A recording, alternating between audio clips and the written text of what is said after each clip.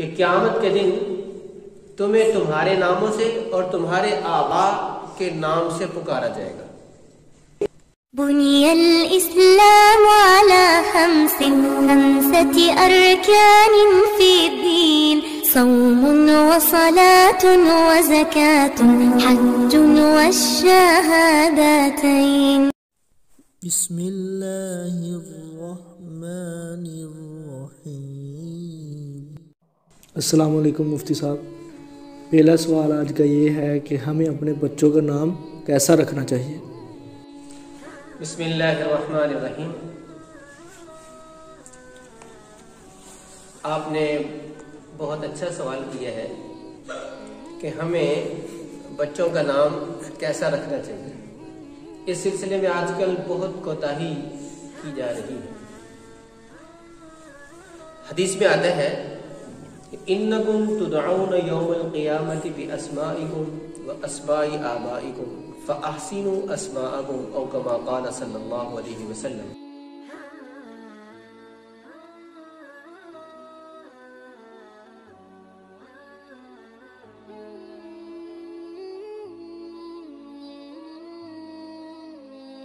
علماء فرماتے ہیں کہ اولاد کے حقوق میں سے ایک حق والدین کے ذمہ یہ ہے کہ وہ بچے کا اچھا نام رکھے. اب نام میں اچھائی دو طرح سے پیدا ہوتی ہے. نمبر ایک، معنی اچھا ہونا چاہیے، اس کی میننگ درست ہونے چاہیے. نمبر دو، اس کی نسبت اچھی ہونی چاہیے. اور یہاں یہ بات بھی ذہن میں رہے کہ حضرات انبیاء کرام علیہم السلام یا حضرات صحابہ کرام رضی اللہ عنہم اجمعین یا حضرات صحابیات رضی اللہ عنہن، یہ جو ان کے نام ہیں ان کی طرف نسبت ہی کافی.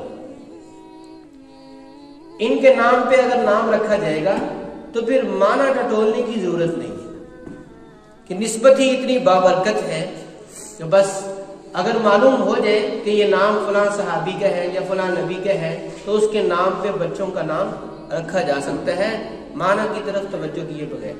ہاں، اس کے علاوہ اگر ہم نام رکھیں گے تو پھر اس میں معنی دیکھنا چاہیے کہ اس کے معنی درست بنتے ہیں یا نہیں. اس لیے کوئی بھی نام رکھنا ہو تو اپنے علاقے کے کسی مستند عالم سے پہلے رجوع کریں، ان سے اس کا معنی معلوم کریں.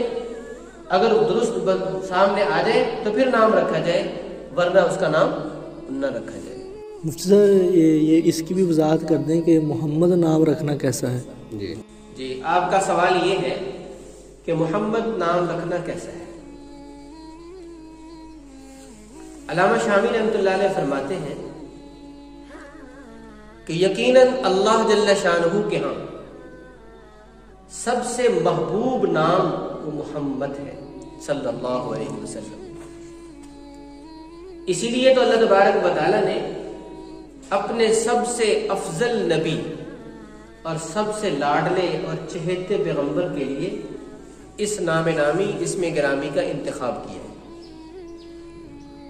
تو جیسے میں نے پہلے عرض کیا کہ جب انبیاء علیہ السلام میں سے کسی کا نام آ جائے تو نسبت ہی کافی ہے.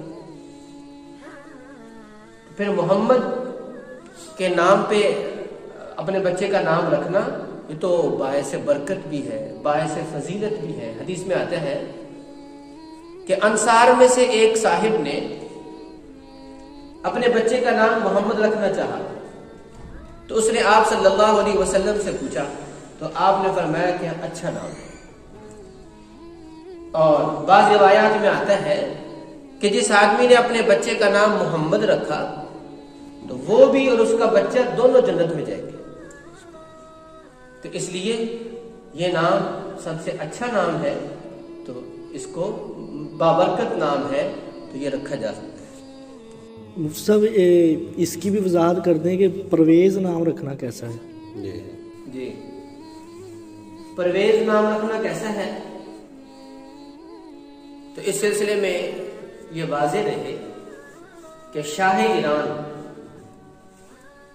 کسرا جو آپ صلی اللہ علیہ وسلم کے زمانے میں تھا اس کا نام پرویز تھا. اور یہ وہ بدبخت ہے کہ جب آپ صلی اللہ علیہ وسلم نے اس کی طرف اپنا والا نامہ ارسال فرمایا، خط مبارک جب اس تک پہنچا تو اس نے پڑھنے کے بعد اسے پھاڑ دیا، نعوذ باللہ من ذالک۔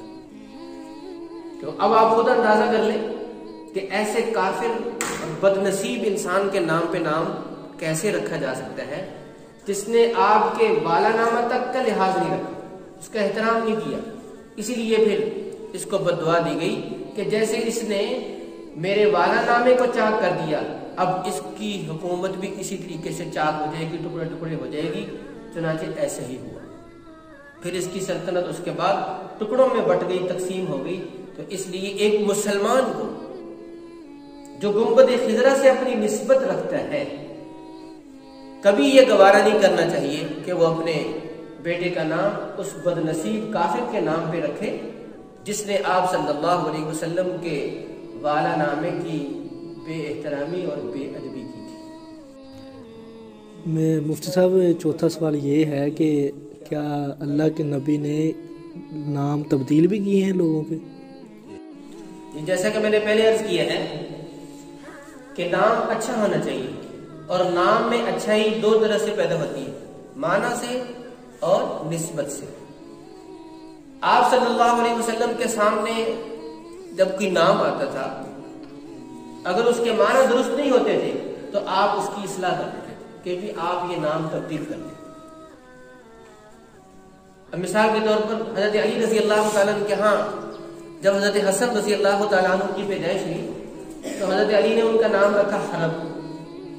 حرب کے معنی لڑائی، جنگ، کیونکہ حضرت علی رضی اللہ تعالیٰ بہادر آدمی تھے، بہادری کو پسند کرتے تھے، جواں مردی کو پسند کرتے تھے، تو اس لیے انہوں نے یہ نام رکھا عرب کے رواج کے مطابق۔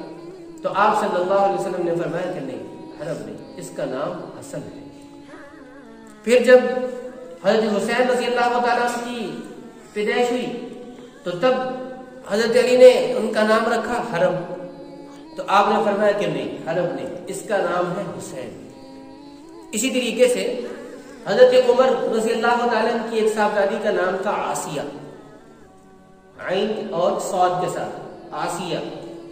تو آپ صلی اللہ علیہ وسلم کو جب پتہ چلا تو آپ نے ان کا نام تبدیل کر دیا، فرمایا نہیں نہیں، اس کا نام ہے جمیلہ۔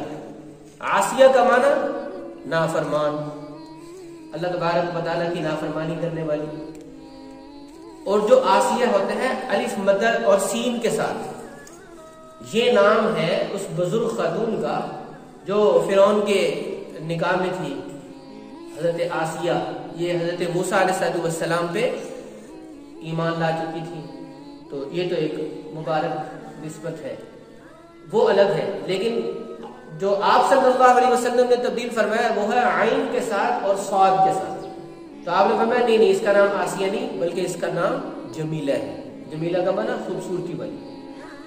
تو ہمیں نام رکھتے وقت اس کے معنی کی طرف ضرور توجہ دینی چاہیے۔ آج کل ایسی بکس بھی نیٹ پہ مل جاتی ہیں کہ اس میں لوگوں نے طرح طرح کے ترجمے ناموں کے کیے ہوئے ہیں، اور جو کہ وہ مستند بھی نہیں، معتبر بھی نہیں ہے۔ تو اس لیے صرف وہیں سے رہنمائی کو کافی نہ سمجھا جائے بلکہ علماء کرام سے بھی اس سلسلے میں رجوع کر لیا جائے۔ مفتی صاحب، اس کی بھی وضاحت کر دیں کہ لوگ آج کل عبد الرزاق نام ہے، اس کو رزاق رزاق کہہ کے پکارتے ہیں، تو یہ کہنا جائز؟ ہاں جی، عبد الرزاق، اگر کسی کا نام ہو تو اسے رزاق کہہ کے پکارنا یہ بالکل ناجائز ہے۔ اللہ تبارک و تعالیٰ کے جو اسماء حسنہ ہیں وہ دو طرح کے ہیں۔ ایک طرح کے اسماء تو وہ ہیں جو اللہ جل شانہ کے ساتھ خاص ہیں، کسی اور کے لیے استعمال نہیں کیے جا سکتے، مثلا یہی رزاق، خالق، رحمان، غفار۔ اور دوسرے قسم ناموں کی وہ ہے جو کسی اور کے لیے بھی استعمال ہوئے ہیں، مثال کے طور پر رؤوف حضرت محمد صلی اللہ علیہ وسلم کے لیے قرآن کریم میں استعمال ہوا ہے، رحیم اللہ تعالیٰ کے ناموں میں سے ہے لیکن آپ علیہ السلام کے لیے بھی استعمال ہوا ہے۔ تو جو پہلی قسم کے اللہ تبارک و تعالیٰ کے نام ہیں جو اللہ ہی کے ساتھ خاص ہیں، اگر وہ کسی کا نام رکھا جائے تو ساتھ میں عبد لگایا جائے، عبد الرزاق، اس کا معنی ہے رزاق کا بندہ، عبد الغفار، غفار کا بندہ، عبد الرحمن، رحمان کا بندہ، تو یہ تو درست ہے۔ لیکن اگر شروع میں عبد ہٹا دیا جائے، عبد الرزاق کو الرزاق کہا جائے، عبد الرحمن کو رحمان کہہ کے پکارا جائے، رحمان صاحب کہا جائے، تو یہ درست نہیں ہے، یہ ناجائز اور حرام ہے۔ اللہ تبارک و تعالیٰ کے نام کی سخت بے ادبی اور بے احترامی ہے۔ اور جو دوسری طرح کے نام ہیں اس کی چونکہ گنجائش ہے دوسروں کے لیے، تو اگر کبھی کبھار ایسا ہو جائے تو گناہ نہیں ہوگا، لیکن وہاں بھی ادب کا تقاضا یہ ہے کہ عبد ساتھ لگا کر، عبد الرؤوف کسی کا نام ہے تو عبد الرؤوف اس کا پورا نام پکارا جائے، اس کو عبد ہٹا کر صرف رؤوف کہنا یہ بے ادبی ہوگا۔ تو نام پکارنے میں لوگ یہ ہے نا کہ صرف ایک لفظ ہٹا دیا، بلکہ آج کل ہمارے معاشرے میں یہ ہے کہ لوگ نام بگاڑ دیتے ہیں۔ ایک آدمی کا اچھا بھلا نام ہے لیکن اس کا نام بگاڑ دیتے ہیں، اس میں تخفیف پیدا کرنے کے لیے، اس کو شارٹ کرنے کے لیے، مختصر کرنے کے لیے۔ تو یاد رکھیں کہ یہ نام کا بگاڑ دینا یہ بھی ایک نامناسب بات ہے۔ دعا ہے کہ اللہ تبارک و تعالی ہمیں اس سلسلے میں بھی شرعی رہنمائی میں چلنے کی توفیق عطا فرمائے۔ وآخر دعوانا الحمدللہ۔